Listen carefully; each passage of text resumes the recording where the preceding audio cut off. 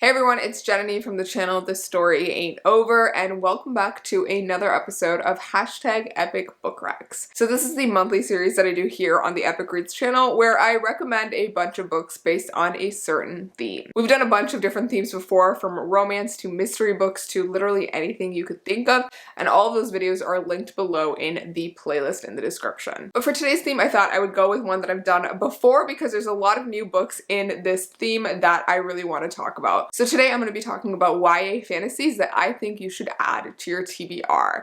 A lot of these are ones that I am hoping to read as well. They're coming out in the next couple of months, or they have recently come out and I haven't gotten around to them yet. And there's one on this list that I've already read also that I think everyone should read. So with that said, let's jump into the YA fantasies that you should add to your TBR. So the first one that I want to talk about is one by one of my favorite authors, and that is This Woven Kingdom by Tara Muffy. Any of you who have watched videos from my own channel, you probably know that Tara Muffy is one of my favorite authors. She wrote a couple contemporaries that I absolutely adore, and this is the beginning to her new YA fantasy series. She also has a YA dystopian series that she wrote at the beginning of her career, but this one feels especially exciting because it draws in Tara Muffy's own background and involves some Persian mythology, which I think is super cool. So I'm really excited for this one, also because I love the way that Tara Muffy writes romances, and I've heard that the romance in this one is a really nice, torturous, slow burn that is probably going to make me feel all the feels. So I feel like it's also the perfect sort of fantasy to read if you're looking for a bit of romance as well. I think it's going to be both powerful but also so beautiful, like many of Tara Muffy's other books,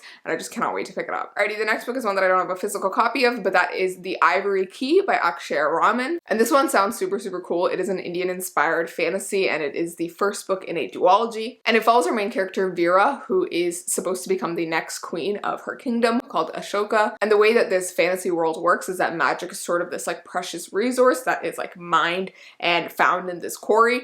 But when the quarry in Ashoka is sort of running out of magic, Veera has to find a way to sort of save her kingdom. They've got enemies at their borders and the threat of war coming, so she really needs to find a way to recover this lost magic. And so what Veera finds out is that her only hope to save the magic is to find this like mysterious ancient object that has been lost, which is called the Ivory Key. And the Ivory Key is rumored to unlock a new source of magic, which is exactly what she needs. But in order to get the Ivory Key, she has to venture into enemy territory and retrieve it. And so she's forced to bring together her siblings, who have all sort of fallen out of contact and have been caught up with their own personal things going on. And so she has to sort of round them up all together to help her save her kingdom. And all of them sort of have something to gain from the Ivory Key and what it will mean for all of them. And so it seems like this is going to be a really fun story of like siblings coming together. I love that it's not like a fantasy focused only on a romance as well, which is like a nice change. And based on what the description says of the different siblings, I'm really excited for all of them. So we have Ronak, who plans to sell the Ivory Key to the highest bidder in exchange for escape from his impending political marriage. And then we have Caleb, who was falsely accused of assassinating the former Maharani, so he needs to clear his name. And then we have Rhea, who is a runaway and who wants the Ivory Key to take it to the rebels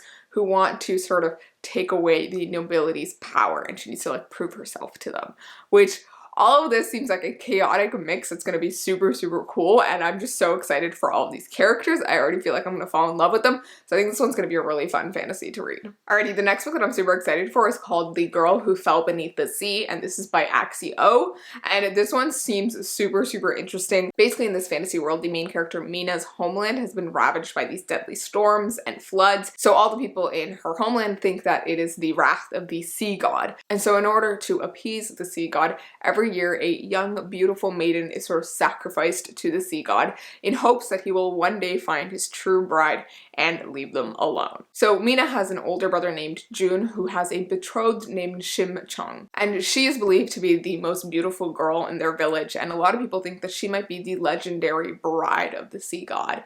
And so when she is sort of sacrificed towards the sea god, June is overcome with grief and he goes in after her. And so Mina, wanting to save her brother, decides to sacrifice herself instead as the bride of the sea god for that year. And so Mina is then swept into the spirit realm, which is a city of lesser gods and mythical beasts. But as she seeks out the sea god, she finds out that he is actually in an enchanted sleep, which is why all these horrible things are happening. And so she, along with the help of a mysterious young man named Shin, are going out to find a way to awaken the sea god. And so they've got a motley crew of demons, gods, and spirits, and they're trying to figure this out and stop the suffering from happening. And of course, she's in a bit of a time crunch as well, because apparently humans cannot survive a very long time in the spirit realm without something going wrong. All of this sounds super, super cool, and just like the different aspects of the mythology coming together seems just so interesting, and I'm really curious to see how this one's gonna go. Just the aspect of her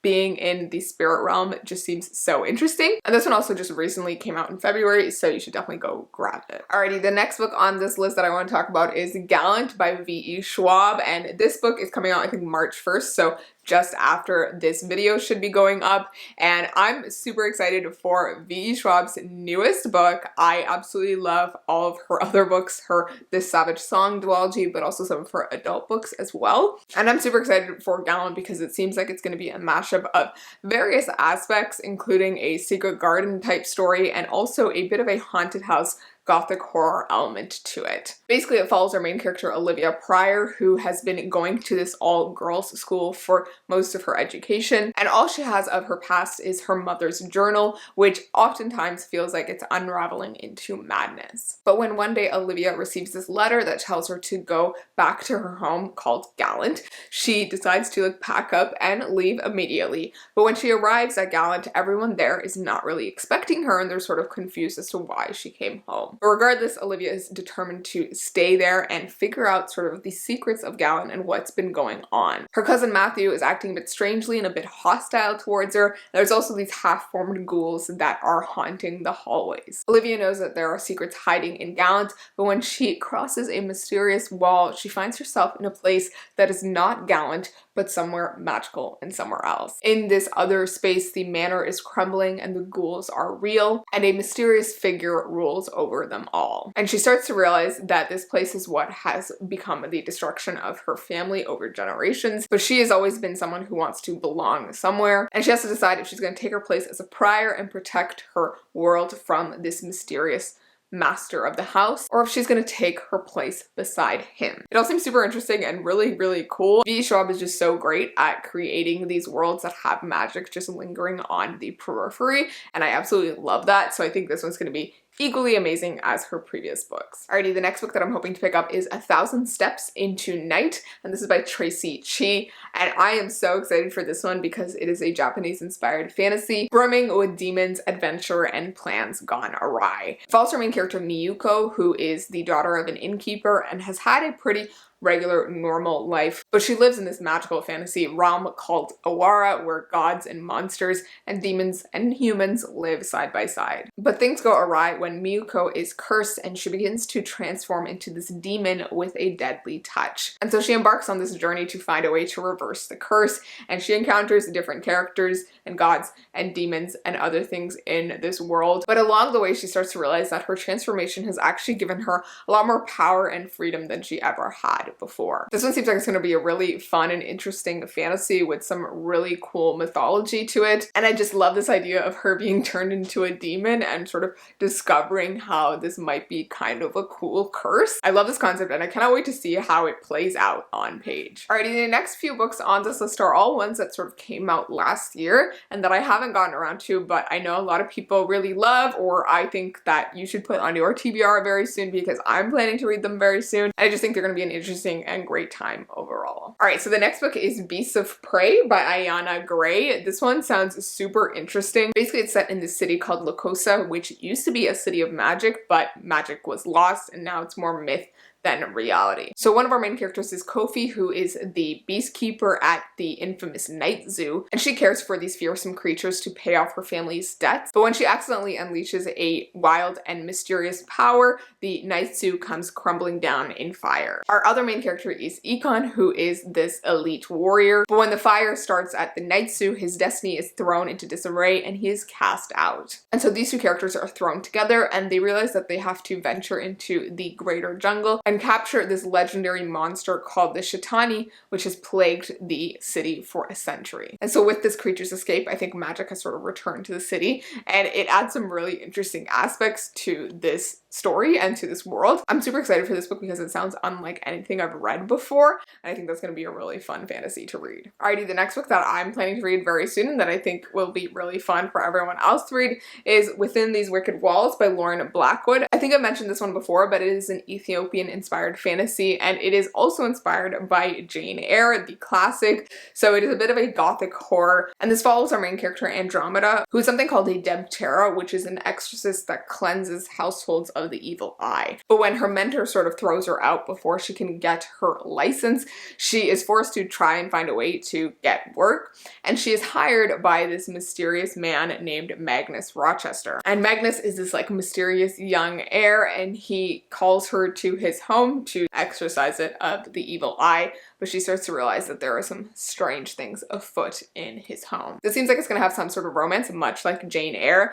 but I'm also really intrigued by the horror and supernatural aspects of this book, and I also am excited that it is a Ethiopian-inspired fantasy. Alrighty, the final book on this list that I want to talk about is Six Crimson Cranes by Elizabeth Lim, and this is actually one that I have read already and absolutely adored. It did come out last year, so I feel like it's still pretty recent and that you should go pick it up. But basically this book is inspired by the fairy tale The Wild Swans, and also is a mix of different East Asian folklores as well. It follows our main character Shiori, who is this young princess and who has these 6 different brothers as well. And I would say the inciting incident of this book is when Shiori's stepmother Raikama discovers something about Shiori, and so decides to banish her from her home and curse her to have this bowl on her head. And while this bowl is on her head, no one can sort of recognize her. And also while it's on her head, for every word that she speaks, one of her brothers will die. And amidst all this, Raikama has also turned all of her brothers, her 6 brothers, into cranes.